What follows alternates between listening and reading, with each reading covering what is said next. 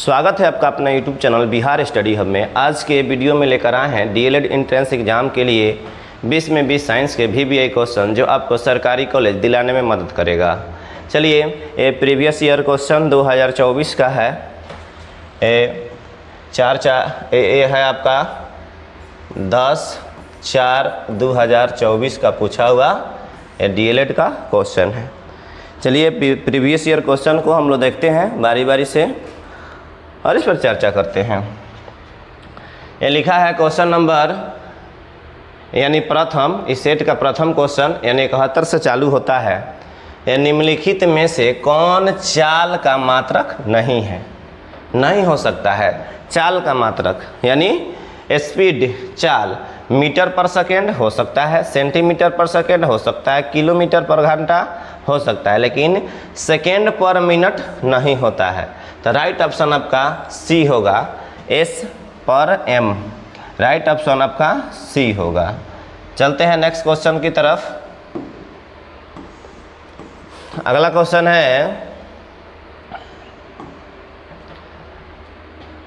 अपने कक्ष पर पृथ्वी के घूर्णन के बढ़ने या घटने से पृथ्वी के किस स्थान पर g का मान अपरिवर्तित रहता है? g का मान यानी गुरुत्वाकर्षण बल, g का मान गुरुत्वीय मान। तो देखिए, ध्रुव पर g का मान जो क्या होता है अपरिवर्तित होता है, इस पर कोई चेंज नहीं होता है। ये पृथ्वी के ध्रुव पर। राइट ऑप्शन आपका ए होगा। अगला क्वेश्चन है, प्लाज्मा झिल्ली। ये बायोलॉजी के क्वेश्चन है। प्लाज्मा झिल्ली किससे बनी होती है? तो प्लाज्मा झिल्ली किससे बनी होती है? तो राइट ऑप्शन सी होगा। प्रोटीन से बनी होती है, कार्बोहाइड्रेट से बनी होती है और फास्फोलिपिड्स से बनी होती है। फास्फोलिपिड से बनी होती है। राइट ऑप्शन आपका सी हो गया। ये तीन चीज़ से मिलकर बनी होती है। अगला क्वेश्चन है, बिहार के मैदानी भाग में कौन सी मिट्टी मुख्यतः पाई जाती है? जो हमारा बिहार है ना, बिहार, इसके मैदानी भाग में सबसे ज़्यादा जलोढ़ मिट्टी पाया जाता है।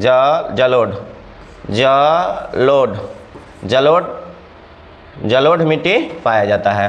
तो ऑप्शन नंबर किस में है? राइट ऑप्शन आपका सी होगा, जलोढ़ मिट्टी। राइट ऑप्शन आपका सी होगा।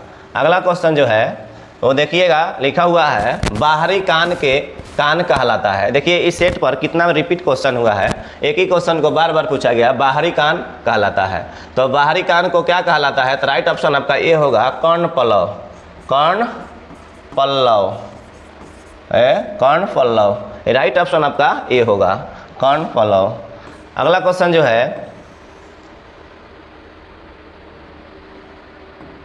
अगला क्वेश्चन है, जीन के वैकल्पिक रूप को क्या कहा जाता है?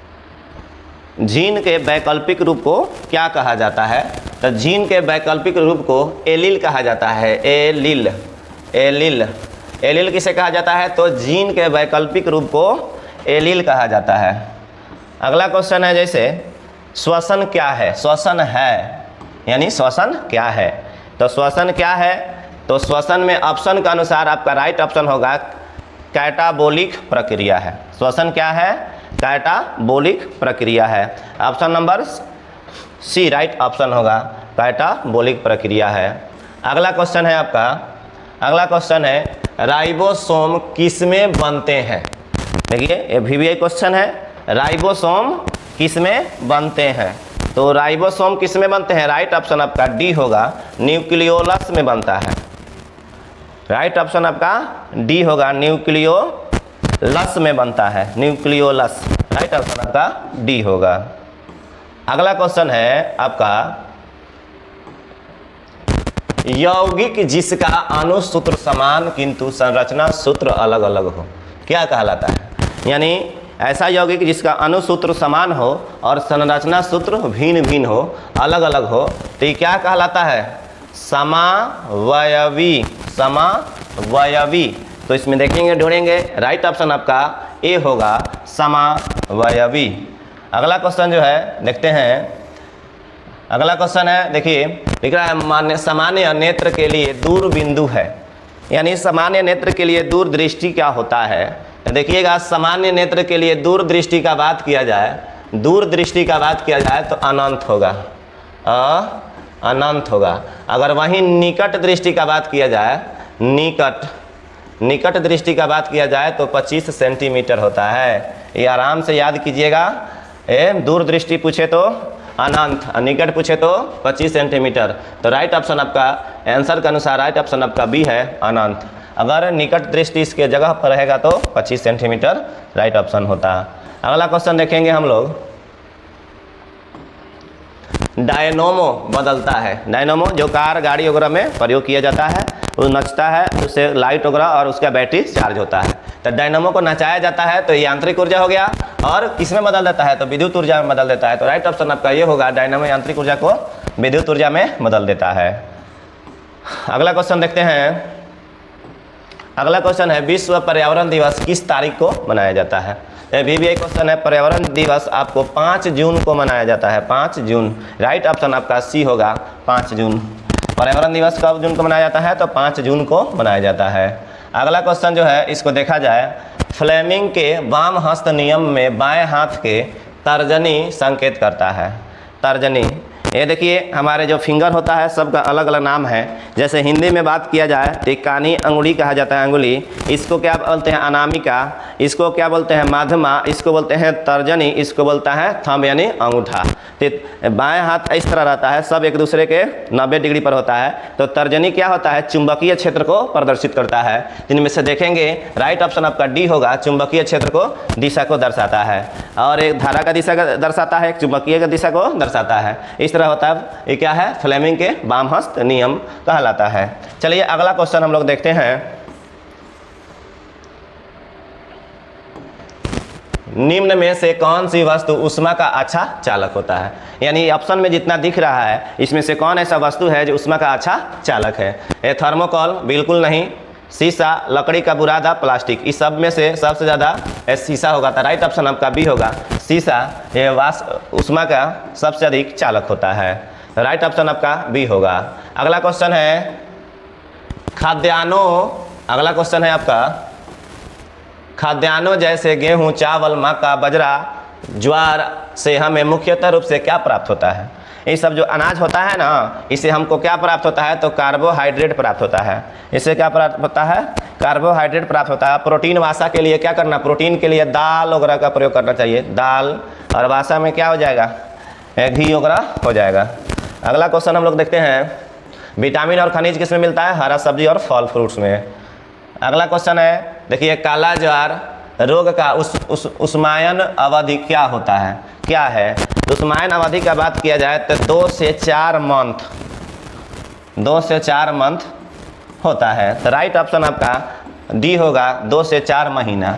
ये आपका काला ज्वार का अवधि है। अगला क्वेश्चन है आपका वायु प्रदूषण संकेतक पौधा है। यानी वायु प्रदूषण को संकेत करने वाला पौधा कौन है तो लाइकेन। राइट ऑप्शन आपका बी होगा, लाइकेन।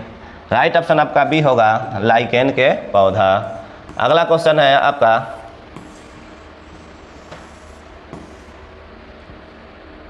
अगला क्वेश्चन है परमाणु के नाभिक में उपस्थित होता है।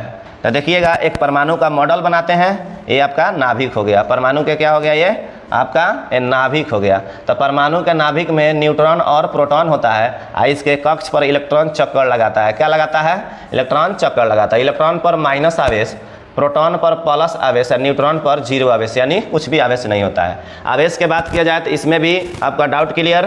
देखिए न्यूट्रॉन और प्रोटॉन नाभिक में और इलेक्ट्रॉन बीच में होता है। तो ऑप्शन के अनुसार राइट ऑप्शन आपका हो जाएगा, परमाणु के नाभिक में उपस्थित होता है प्रोटॉन और न्यूट्रॉन।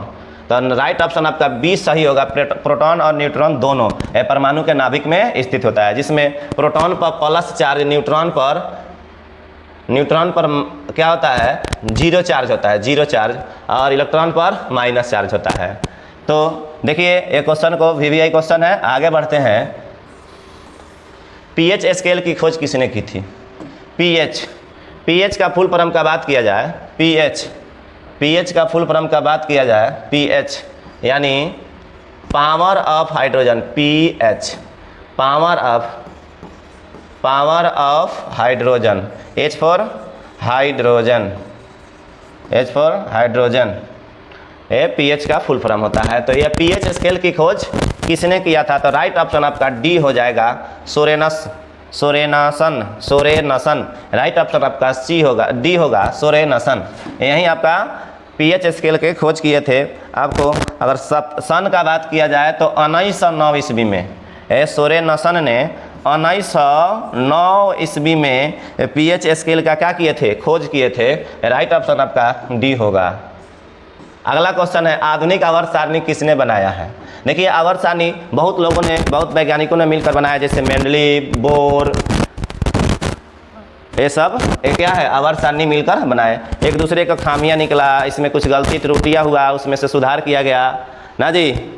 तो मेंडलीव जो है आवर्त सारणी, आधुनिक आवर्त सारणी का किसने बनाया? तो मेंडलीव ही आधुनिक आवर्त सारणी बनाया था। तो राइट ऑप्शन आपका डी होगा, मेंडलीव यही आवर्त सारणी बनाया था।